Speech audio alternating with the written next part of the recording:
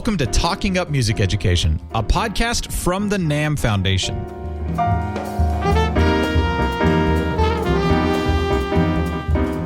The NAM Foundation is working to assure that all children have the opportunity to learn and grow with music, and that music is part of daily living for everyone. Talking Up Music Education podcast shares news and stories about music education from teachers, students, parents, school, and community leaders who care about music education and are working to create more opportunities for music learning. And now, here's your host, Mary Lurson. Hello, this is Mary Lurson. I'm the Executive Director of the NAM Foundation, and welcome to this episode of Talking Up Music Education.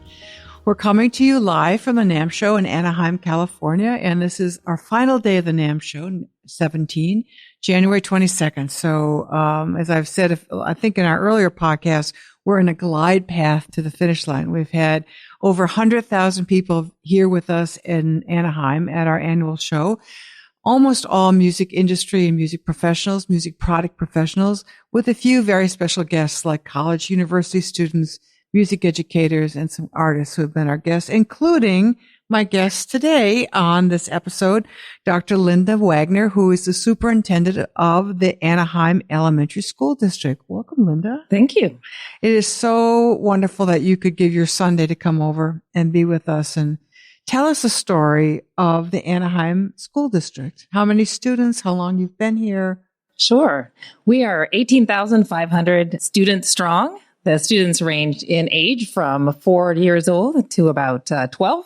We have a K through 6th grade school district, and we're located in the miles that surround this convention center here. So there are 24 schools and a large number of students in an urban setting. It's about 18,000 students? 18,500, yes. All right.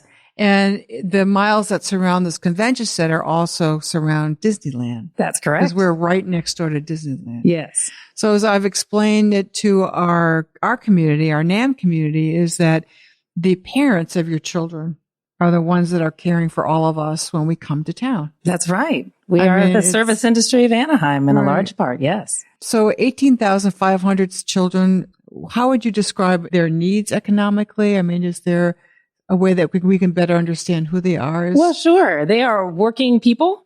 They do service the local resorts. And so a lot of them work in hotels. They work in, just local industry, restaurants. And so middle to low income, and certainly in need of support for music education. Hardworking people. I know when we first, and we'll get into our connection with the district and our support for the music education expansion, but when we first considered it and thought of our role, we are temporary tenants of Anaheim. We come to Anaheim with our trade show footprint for really about 1 week or 10 days of the year with the load in and the load out, and really sort of had some insight about all of that we could give back to Anaheim in a meaningful way. And then you came to us with this important idea. Talk about, make sure that you are looking at the reinvestment in the program, but then what's the impact? Right? Absolutely. What are teachers telling you? What are students telling you? What are the principals telling you about school atmosphere and climate? And what kind of pure raw data about school attendance and absenteeism and all these things are important because we want other superintendents to do this. Right, exactly. What's standing in the way from any superintendent from wanting this in there for their children? Do they really believe the benefits of music education? Do you think it is well known? I think they do. I think they believe in the benefits of music education. I think they don't realize how little it takes financially. 2% of your budget is really very doable. And I think people don't realize, A, that it's not that much, and B, that the resources will follow. If you build a program, people will fund it. People will come forward with drums and trumpets and trombones. You just have to show them that you're committed. And there are many organizations out there who dedicate themselves to making sure kids have instruments. At which you have taken advantage of, and you've been awarded instruments from the VH1 Save the Music Foundation and Mr. Howland's Opus Foundation, and some NAM members, manufacturing companies sort of in the community have actually come forward to support it. That's right. Success begets success, right? Yes. Especially when kids are involved. Well, that's right. So superintendents, you would generalize that superintendents in general probably get it. Yes. why they should have music education in their school when they go, either they're hired by a district where it's maybe conflated, right? It's gone down, or it's absent.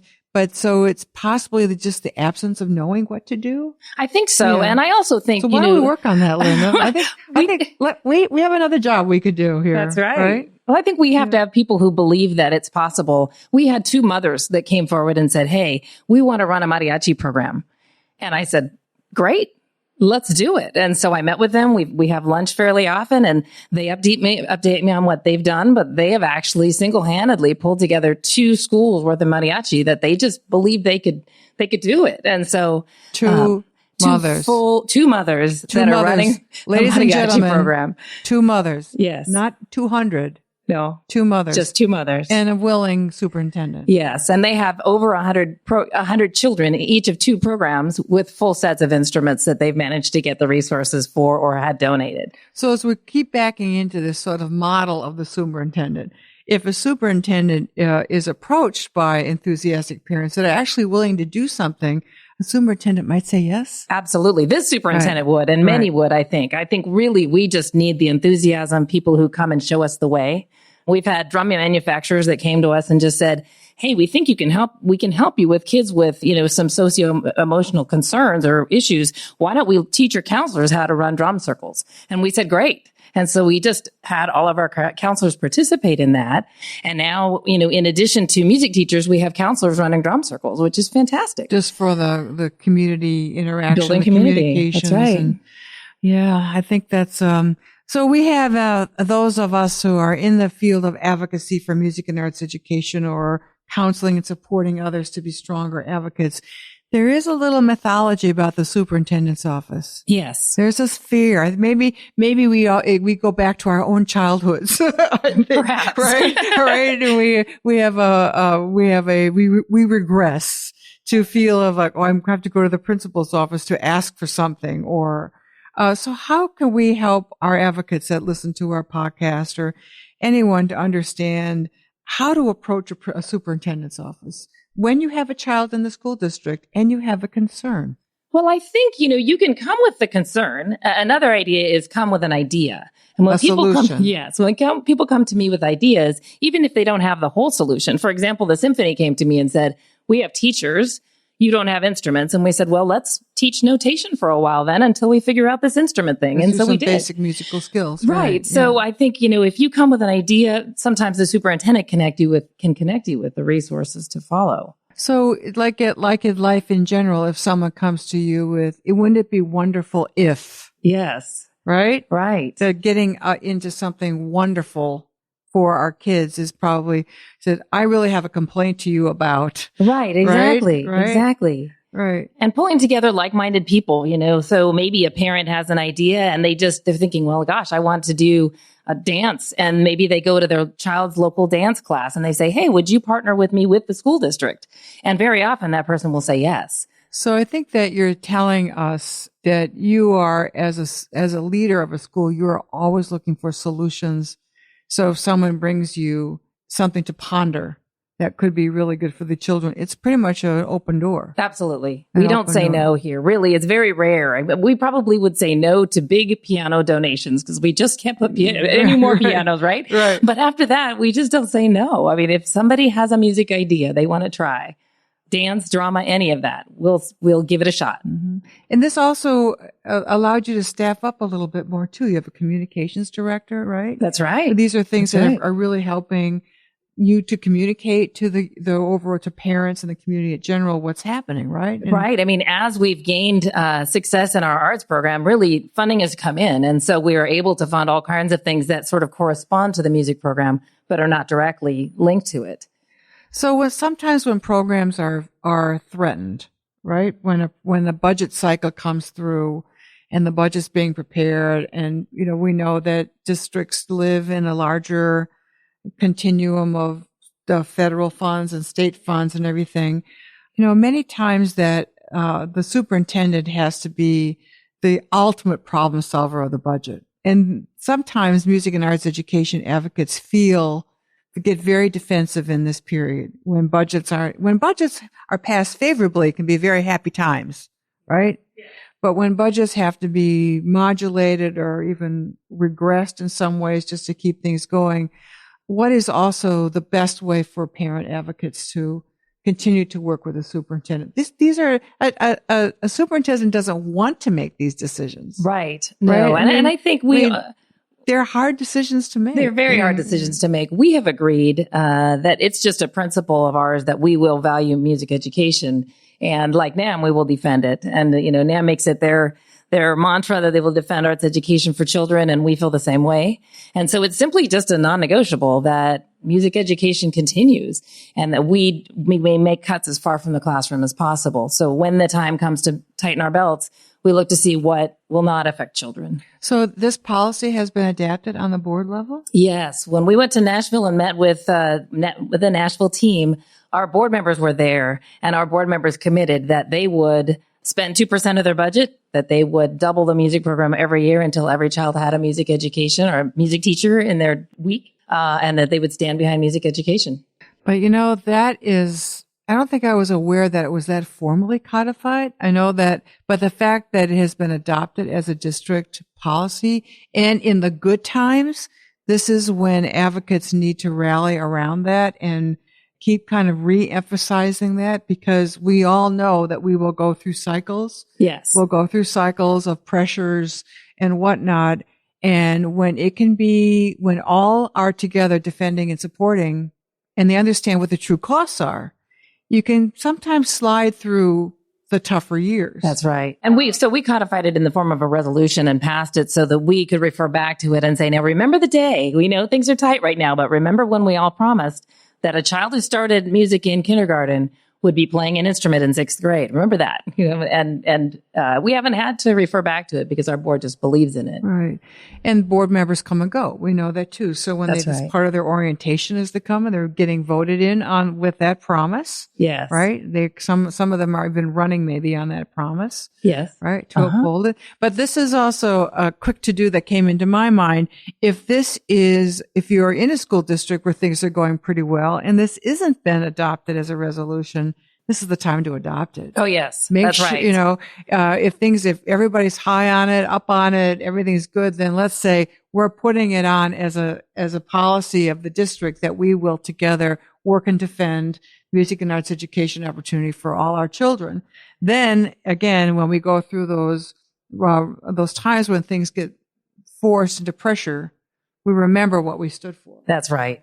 And really, it is a full-time job to keep it going. The superintendent has to continually advocate for the arts. It's not something you can just put on the back burner.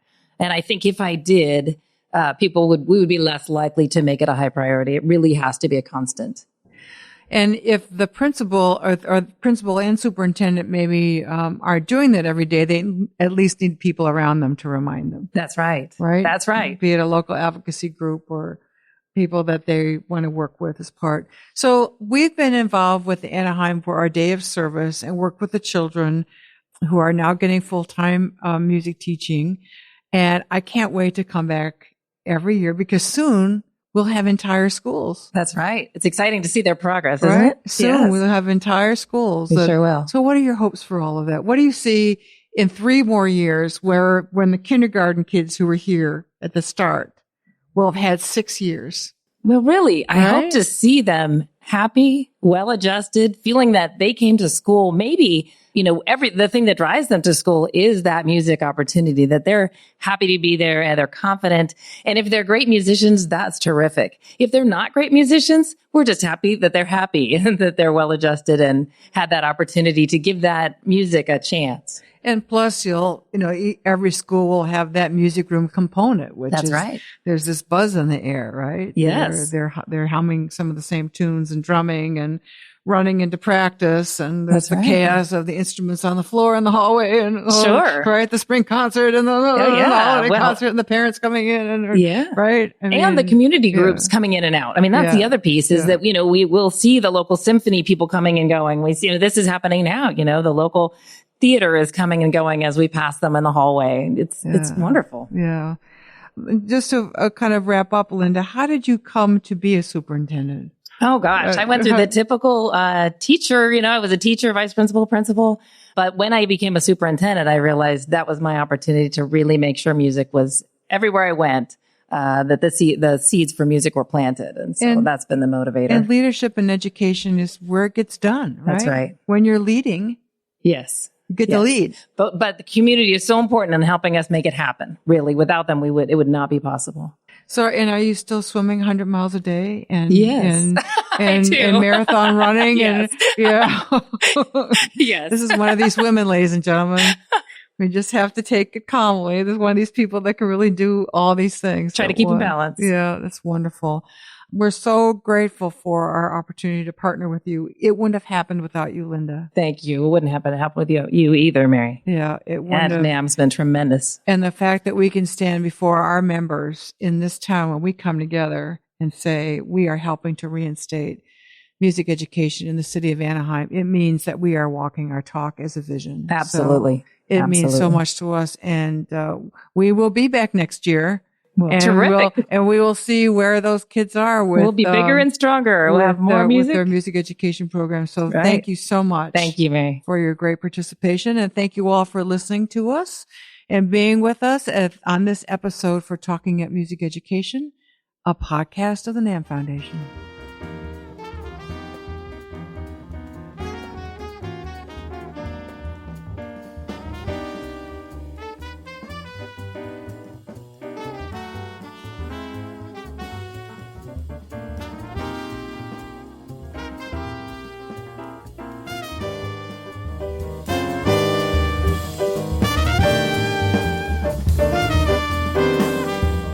Talking Up Music Education is a podcast created by the NAM Foundation.